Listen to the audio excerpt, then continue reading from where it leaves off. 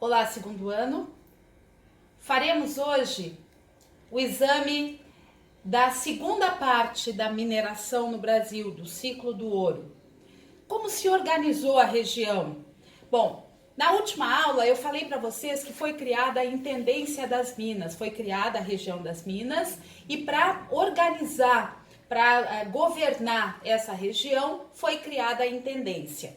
A Intendência das Minas, o seu comandante, né, o seu governador, o intendente, vinha diretamente de Portugal, ficava aqui um determinado tempo e depois voltava para Portugal. A coroa portuguesa não tinha interesse que ele criasse laços de amizade aqui no Brasil, então era sempre um cargo que era representado por alguém da confiança total do rei de Portugal.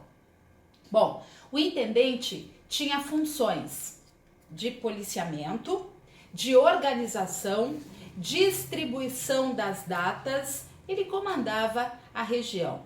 Eu falei aí em datas? Falei. Data é o pedaço da mina que cada mineiro, que cada minerador teria para garimpar. Então, quando era descoberto ouro numa determinada região, essa pessoa que descobrisse teria que ir até a intendência. O intendente, então, mandava os técnicos ao local, mapeava aquele local, dividia em datas, em partes, e essas datas, essas partes eram dadas a pessoas que tivessem condições de garimpar ali e de extrair o ouro. É lógico que eles escolhiam os mais ricos, né? Aqueles que tivessem mais escravos recebiam essas datas porque teriam condições de extrair mais ouro e, portanto, a coroa ganharia mais em cima dos impostos aplicados sobre o ouro. O imposto, falando nisso, era o quinto. Quinto significava a quinta parte de tudo que era produzido. Exemplo, se o garimpeiro tirasse 5 baldes de ouro, de pepitas, um desses baldes seria de Portugal, ou seja, 20%, a quinta parte. Quando eles perceberam que os garimpeiros diziam sempre que tinham tirado menos ouro do que realmente tinham tirado, eles criaram para a região as casas de fundição. Eram locais onde o ouro seria entregue, derretido e transformado em barras que levaria o selo real. Só assim o ouro poderia circular aqui na colônia. Os garimpeiros ficaram furiosos, né? Acharam aquilo um absurdo. Afinal de contas, o rei de Portugal não confiava neles? É lógico que não confiava. Gritaram, reviraram, mas não adiantou nada. Permaneceram as casas de fundição e o ouro, para circular no Brasil, teria que ter o selo real. Isso acabou com a sonegação?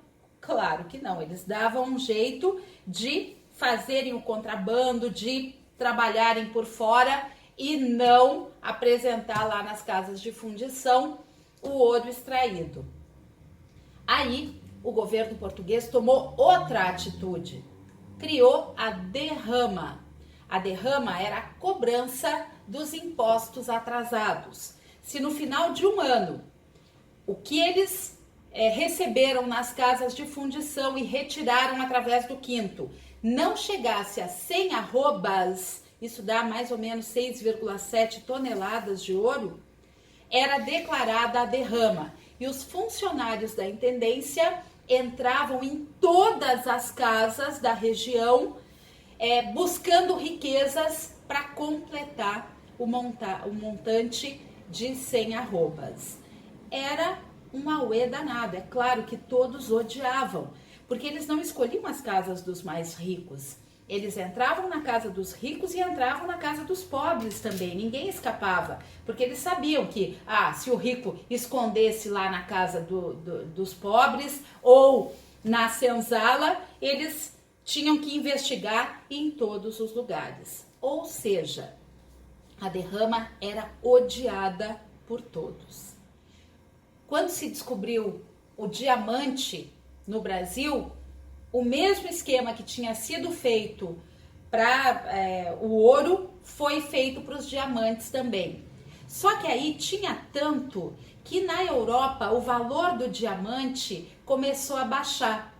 A coroa portuguesa, muito espertamente, proibiu a procura por diamantes para diminuir a quantidade na Europa e, portanto, elevar o valor do diamante. Só depois é que eles então vão retomar isso num sistema de contrato de monopólio, quando eles permitiam que algumas pessoas extraíssem o produto e depois sob o controle total da coroa, que foi a real extração.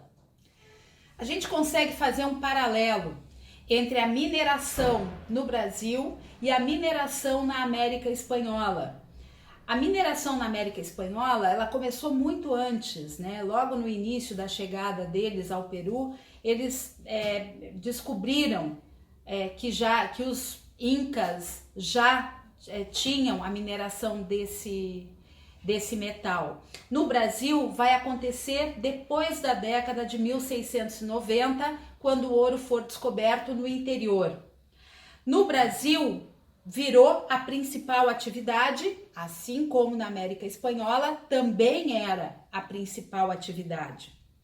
Tanto num quanto no outro, a fiscalização das coroas dos governos ibéricos foram intensas. Por quê? Porque eles não queriam perder nada do que eles podiam ganhar com a extração de ouro. A mão de obra no Brasil foi a mão de obra escrava africana, enquanto que na América Espanhola eles utilizaram a mão de obra nativa do local, né? Os próprios incas eram os que faziam a extração, porque eles já tinham conhecimento dessa atividade.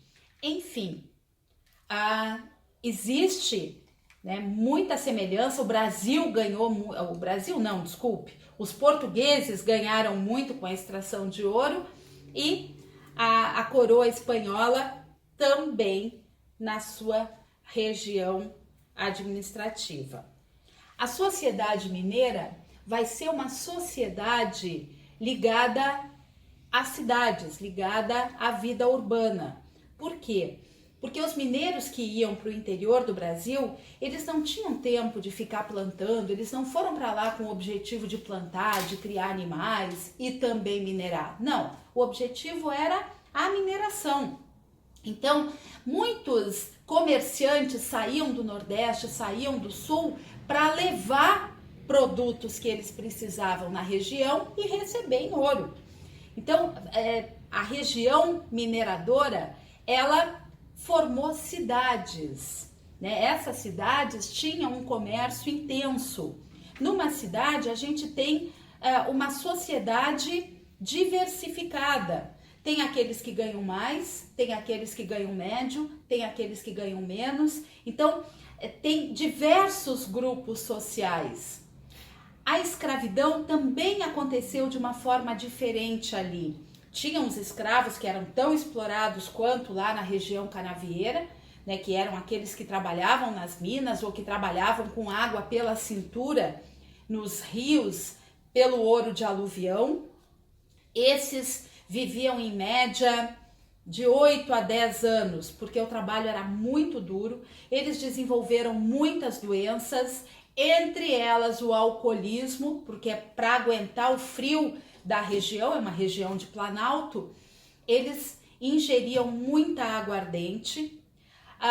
Havia os escravos que trabalhavam na cidade, eles podiam ser escravos domésticos, podiam ser escravos de ganho, que eram, eles realizavam uma atividade e recebiam por aquela atividade, e tinham ainda os escravos de aluguel, que eram aqueles alugados mesmo, como o nome sugere, para atividades para outras pessoas, até mesmo para os mineradores que precisavam de mais mão de obra na extração do ouro. Enfim, a região, ela criou um tipo de vida totalmente diferente do que havia até ali no litoral do Brasil. Até mesmo a escravidão, com essas diferenças todas, ela possibilitava a alforria. Muitos mineradores, vendo que os seus escravos escondiam ouro e que fugiam, se embrenhavam no mato e fugiam da região mineradora, levando pepitas de ouro, eles começaram a pagar uma pequena parcela, né? Mas eles pagavam e o acúmulo desse ouro acabava fazendo com que eles conseguissem comprar a sua alforria. Claro que não foram todos, né? Tudo tem um limite, tudo é pontual, mas isso acontecia na região. Os escravos aqui também resistiram à escravidão. Por hoje é só. Nas próximas aulas, a gente vai ver as revoltas, os movimentos aqui na região. Até lá!